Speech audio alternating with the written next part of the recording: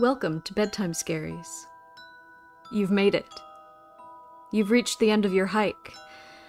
You can continue on, live, and try not to think about the parts of you left behind with the trees. Content warnings for all parts of tonight's story can be found in the description. Tonight's story is the final part of Search and Rescue Woods by Kerry Hammond.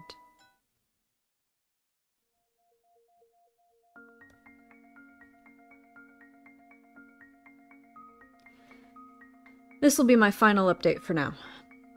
Things have deteriorated here to a degree that I didn't foresee. I didn't know how much writing about the things that are happening out here would affect every single part of my life, and maybe that was stupid of me. Maybe I should have considered it more seriously, but honestly, I just thought I was writing about things that a few people would want to hear. I didn't think it would get this much attention. People ask me about the stairs now. It doesn't happen every day, but when it does happen, I never really know what to say. My bosses know someone is talking about them, and I'm sure that if they know, the higher-ups know. And I can tell you that they aren't happy about it. I've been formally told I am not to speak a word about them to anyone anymore, which is part of the reason this has to be my final update. I can't risk my job for this. As much as it's been wonderful to get a lot of these things off my mind, I still do love my work. I need to be out there. If anything, my being aware of what's really going on is enough reason to stick it out. I may not be able to tell people that they're out there, but if I see them, I can direct traffic away to somewhere safer. Because of the amount of attention the stories have gotten, I've heard a lot of stories being swapped back and forth. I've heard so many I can't remember most of them. The ones I do remember are the ones that I wish I could forget. One story that's made the rounds here was about a young woman who disappeared upstate. Initially, everyone assumed she was a runaway. She didn't come from a great home life, so it really wasn't any kind of surprise that she'd chosen to cut and run. But people started coming forward, saying they'd seen her around the park shortly before she'd vanished. So some of the rangers in the area were set out to make sure she hadn't hung herself or something on any of the back trails. It took them a while, but they did find her. Well, not all of her. Just half her tongue and a quarter of the lower jaw. Very clean cuts, from what I've heard. They never found the rest of her. So many stories about children. So many of them going missing and turning up in caves, wedged in impossibly tight spaces. So many of them found on mountain peaks or at the bottoms of sheer gullies. Missing shoes, missing socks, or found with both in perfect condition despite them being miles and miles away from where they vanished. So many stories of black-eyed people wandering around the woods and calling out into the night, mimicking the sound of running water or a bobcat screaming. One man in particular goes to every news station he thinks will listen to him and tells his story. He was deer hunting, had camped out in a very remote area, and woke up because something was scraping against his tent. He thought it was a raccoon or a fox until the thing pressed its face against the door of the tent. At which point, he could very clearly make out a human nose and mouth.